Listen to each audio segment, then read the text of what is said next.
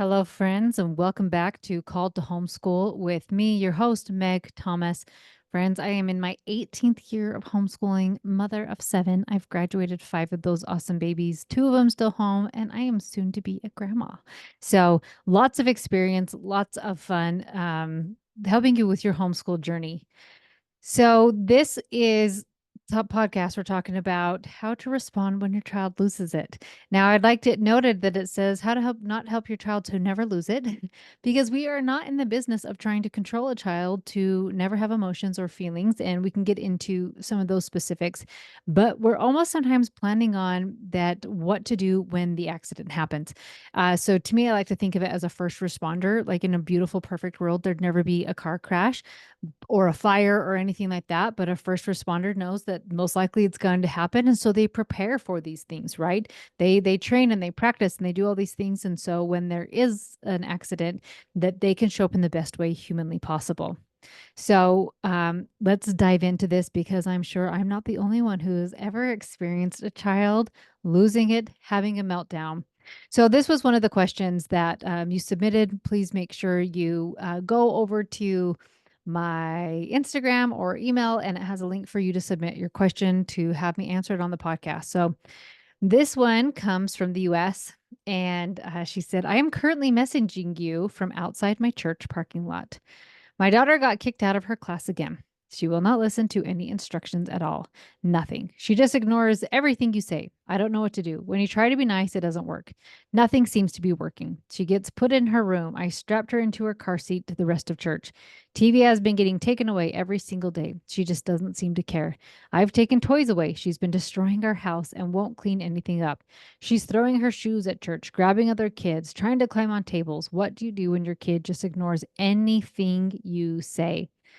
Okay, such a great question. Anybody here ever have a 3-year-old just lose their mind? Uh, I like it's rough in that situation, right? Of what do you do? And so it's really interesting because when we are in the middle of it, we want that quick fix to stop this situation. But what will actually give us the best results is to help the behavior at home so that they behave well when they are out. And to me, what it reminds me of is like eating like crap all the time. You're gaining weight, whatever, you're having a good time. And then all of a sudden you're going on a vacation to the beach and you're like, oh no, I have to be in a swimsuit. How do I drop 20 pounds this weekend? You don't, right? Instead, you have to come up with a way to how do I feel confident and content with the size my body is and loving my body? And then maybe for the next time that I know I'm going to go on a beach vacation, I'm going to actually start taking actionable steps to get more fit and healthy so that I feel more comfortable in my skin. So, I want to talk about first what we can do to help avoid these situations in the first place, right? And to really minimize them as much as possible. So, we're going to dive in again about happy habits. If you haven't heard about happy habits, you can download it for free on my website, coachmegthomas.com. And it is a really easy way to start teaching your children appropriate behavior. So, we are all motivated by positive and negative consequences.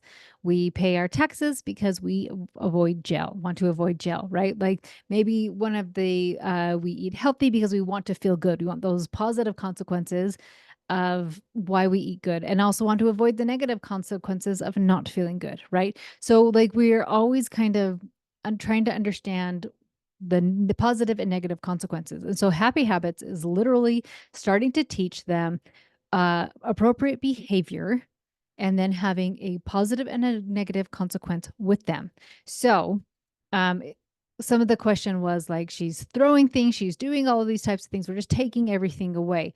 But instead of thinking of it like that, coming up with a kid one thing at a time, starting when they're 3 years old, of like, this is the behavior we're going to work on. And there's a positive consequence and a negative consequence if we do or don't do this thing. So I would do something with like, we don't throw stuff, right? So don't throw stuff like shoes, books, anything you're using to destroy.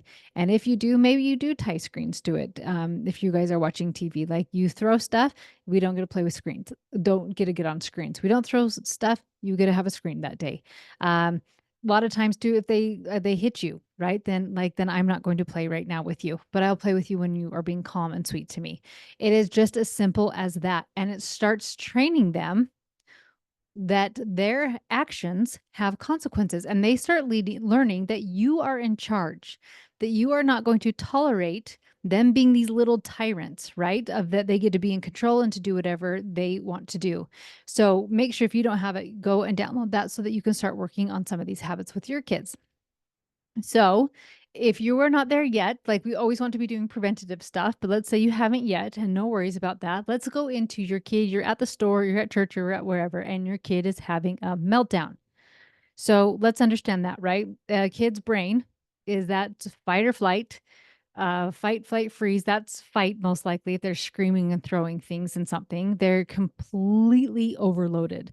Their nervous system is having a meltdown. They like have no reasoning skills. They're completely dysregulated. They are completely off. So you can even look into this later of like, were they tired, hungry? Did they just need some of their basic needs met? Exhausted. Sometimes it's they've been so overstimulated, they've been on a screen too much, whatever it is, a lot of junk food. They're just dysregulated and they're like meltdown city. So what can you do? So let's go back to this situation of church. So probably had to remove the child from the room. I would guess that the teachers would be like, take this kid out of here, right? So we're going to hold space for this kid while they are in fight or flight. Think about this for yourself. If you came home and you are like, "Oh my gosh, everybody here is driving me crazy," and you are just like kind of losing it, and you are in fight or flight, and your husband came in and was like, "Knock it off," and gets mad at you and put you in timeout and lecture you and get after you, you probably aren't thinking the best things about him, or you're beating yourself up. But if he just says, "Hey, I got you," and like holds out his arms and lets you cry to him, like you can calm yourself back down. So we're going to hold space for them and ignore the meltdown. Now, you are welcome to, if they just need a hug or food or something like that, where their needs need to be met, you can totally do that. But if they're just like in this power control, just ignore it and allow them the space to have a meltdown. Like, okay, let's go to the car so you can have your meltdown there. And then you can just sit there and wait, read a book, file your nails, whatever it is, and allow them to have their meltdown and just ignore it. Um, this just allows them the space to start seeing, like, when they're having a meltdown like that, when they are like intentionally kind of doing it, they are trying to get the control of the situation. And they want to show you that I'm in charge and I know you don't want me to have a meltdown, but I can get what I want if I have a meltdown. And we're simply just training them that no, you don't. Actually, I'm in charge of the situation. And you can have your meltdown, but it's not actually going to get you anything. And as you are consistently just holding space for them, allow them to have their little meltdown. And then you don't even need to bring it back up. Just allow them to do it. They will start learning my meltdowns don't get me what I want. So this would be a meltdown of I want that, give me this, you can't make me do that, whatever it is, like this power control meltdown.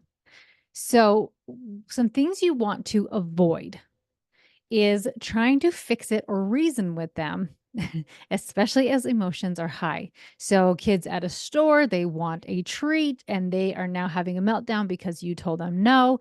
You're not going to try to fix it. Now, if you just go and buy them a treat, they've learned I just have a meltdown and mom gives me a treat, right? And then if they have a bigger meltdown and then you finally give in, they'll just learn, like, oh, I just have to get bigger and bigger and my mom will give in to me.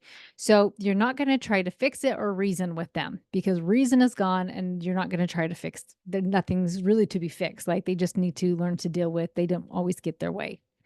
Another thing to avoid is taking it personally because a lot of times we feel embarrassed when our kid has a meltdown and make it mean that maybe you're making it mean that you're a bad parent or your kid is a stinker or whatever it is, but it is actually not personal, right? It is just something that they've learned that probably works. And you are just going to like, okay, that was the old me. The old me used to react to that. The old me used to give in, and the new me doesn't. And I make a plan so that if you have a meltdown, I know that I turn on some music and I just wait, or I pull out my book or whatever it is that I just kind of wait for you to finish your meltdown. Another thing to avoid is reacting with your own meltdown. And it's so interesting to me. This one is the most interesting one because When parents don't want their kids to have any meltdown, but then they have their own meltdown, they're asking their children to be at a higher level of emotional maturity than they themselves can. And so if you want to really teach your child appropriate behavior, model it and be the example for them of what to do when things don't go the way you want, how to be calm in a situation that could be stressful or whatnot. So don't react by having a meltdown about their meltdown because they will just learn, like, oh, this is what we do when we don't get our way. We just have a big fit and we have a big meltdown. And the last thing we really want to avoid that I know is so tempting for so many people is giving a lecture after they are done. Lectures are for you because it makes you feel powerful, it makes you feel important, it makes you feel whatever it is you're trying to feel. But a lecture never does any good for the other person. It makes them feel bad. And when they feel bad, they don't behave well. And we want children to feel good about themselves, right? And so, we don't want to give them this lecture, right? This is what you could have done better. This is what we could do, right? We just go on. They're a child and they learn, like, oh, like this doesn't even serve me to do this. Um, so another way to also prepare yourself is, like, my child is in a phase where they are trying out meltdowns, they're trying out tantrums. What do I want to do with it? Having some thoughts ready for you because you may be trying to do your best and holding space and whatnot. But then they have a big meltdown at the store and you're like, I don't know what to do. So my last guy, he was the king of meltdowns. And, a lot of times he would have a meltdown in Costco of all places, if people would look at him. He really did not like if people looked at him. And he's just so stinking cute, completely biased, so cute. And like a nice grandma or grandpa would be like, "Oh, hi, buddy." And I just thought, please don't talk to him. And he would just start screaming. And then they would try to calm him and soothe him and would make it significantly worse. And I just thought, oh my gosh, like whatever. So I had to have the thought ready, like, this is typical 2-year-old or 3-year-old behavior. Like, he is learning, this is pretty common. Tantrums are typical child, like toddler behavior. Because then I would walk the stores, my kid would be screaming, and some people would look at me like, "Oh, I'm so sorry." And some people would look at me with judgy eyes. And I thought, whatever, like, my kid's having a tantrum. This is pretty typical behavior for a small child. So that I wasn't taking it personally, like, oh, I'm failing and my kid should never make a noise or a mess or whatever it is. But instead, for me, that was a really helpful thought. Another helpful thought could be, my child is learning appropriate behavior. You could think about this with, when a child is learning to walk and you're helping them and you're encouraging them and they fall. We don't sit and take it personally and like, oh, my kid's never going to walk. They're going to be this reject of society. It's like they're learning. So something along the lines of, my child is learning. This is a skill they haven't mastered yet. Something like that. Another thought of, this isn't personal. That is such a great thought to have, of like, this is not personal. This is what is going on with them. So when your kid is done with their meltdown, and eventually all meltdowns end, you don't need to talk about it. You don't need to go into a lecture or a discussion, is what people will call, if they don't want to call it a lecture. Like, I didn't give a lecture, but we did talk about it. That's just a lecture. That you don't need to go in and dissect it. Like, hey, when people look at you, you don't need to scream, especially like these are little kids, right? They will start learning if they don't get the attention they wanted, or they don't get the thing that they were screaming about. They don't get it. They will learn that it doesn't work. Now, if you have a kid who's even getting older and they just are throwing bigger tantrums, they have learned that tantrums work. And so you will have to really, really do your best to not give in, because they will then learn to quit having these tantrums. Kids behave well when they feel good about themselves. And if you are giving a lecture, or like that behavior, you were out of control, you were such a stinker, doing things like that, it is not going to help them feel good about themselves. So when they feel good, they behave much better. So you may, for this question specifically, there could be a happy habits about appropriate behavior at church and having a positive and negative consequence to their behavior. Um, so it could have been something as like, we go into class and we sit in our chairs. And when we sit in our chair and listen to our teacher, like, this is the positive thing. If you do a little treat after church, you get to do a screen, you guys get to play a game together. And if you don't, we don't get to do some of those things, right? You don't need to dive in and dissect it. It's just like, this was the appropriate behavior. Great. This is the positive consequence. Here's the negative consequence. Super duper simple.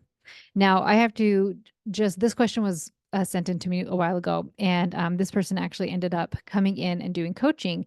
And this behavior has drastically improved by simply mom getting in control of herself and her yelling and working on being calm, and then just holding boundaries. So connect, connect, connect, and holding boundaries. So these happy habits are just boundaries of like, this is appropriate behavior, this is not appropriate behavior. These are the positive consequences, these are the negative consequences. And so it has been amazing to see the complete change in, like, meltdowns are basically gone. A lot of these fits and fighting and this contention is just completely dissolving. And so it is amazing what I have seen client after client do when they work on themselves being calm, work on connection, and hold those boundaries. So make sure you go and download the Happy Habits if you haven't yet, if you have a kid who is having some behavior you don't know what to do with. And always, if you need any extra help, make sure you come and check out Mama's Members, where we can dive in and help you even more. Friends, if you have a kid who has a meltdown or losing it, it's not the end of the world. It doesn't have to mean take it personally about yourself. But here are some awesome ways that you can help to start diminishing those meltdowns in the future and really helping your child to learn appropriate behavior. All right, friends, have an amazing week, and I'll talk to you next time.